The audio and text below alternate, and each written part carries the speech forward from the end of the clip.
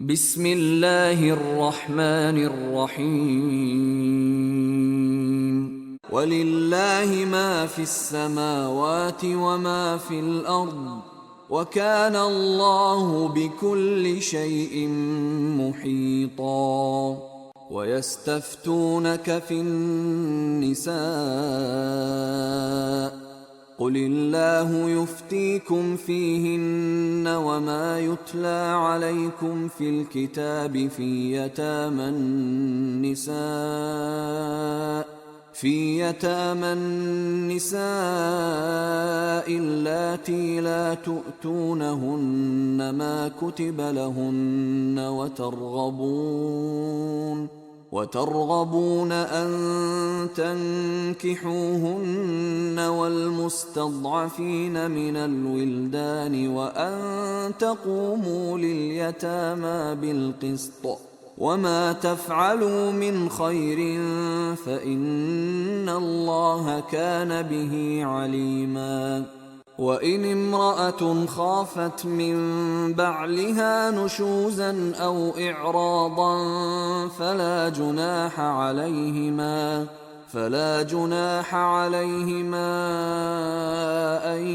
يصلحا بينهما صلحا والصلح خير وأحضرت الأنفس الشح وإن تحسنوا وتتقوا فإن الله كان بما تعملون خبيرا ولن تستطيعوا أن تعدلوا بين النساء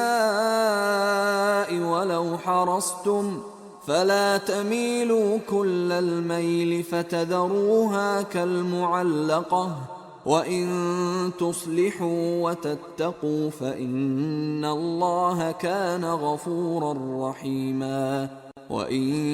يتفرقا يغن الله كلا من سعته وكان الله واسعا حكيما ولله ما في السماوات وما في الأرض ولقد وصينا الذين أوتوا الكتاب من قبلكم وإياكم أن اتقوا الله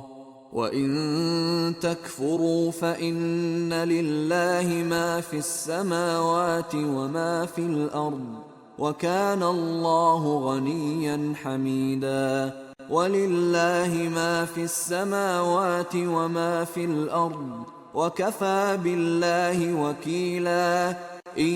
يشأ يذهبكم أيها الناس ويأت بآخرين وكان الله على ذلك قديرا من كان يريد ثواب الدنيا فعند الله ثواب الدنيا والآخرة وكان الله سميعا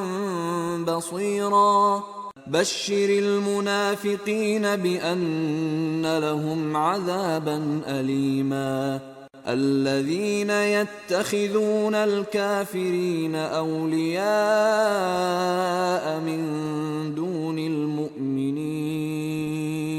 أيبتغون عندهم العزة فإن العزة لله جميعا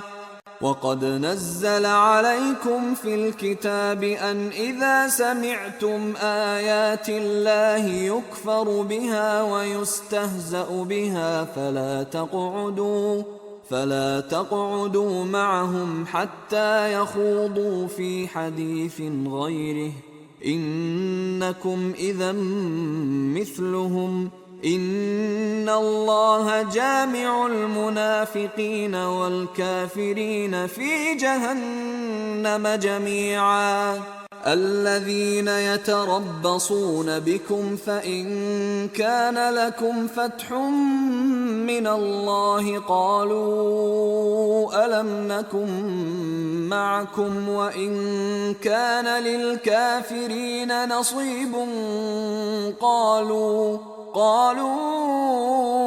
ألم نستحوذ عليكم ونمنعكم من المؤمنين فالله يحكم بينكم يوم القيامة ولن يجعل الله للكافرين على المؤمنين سبيلا إن المنافقين يخادعون الله وهو خادعهم وإذا قاموا إلى الصلاة قاموا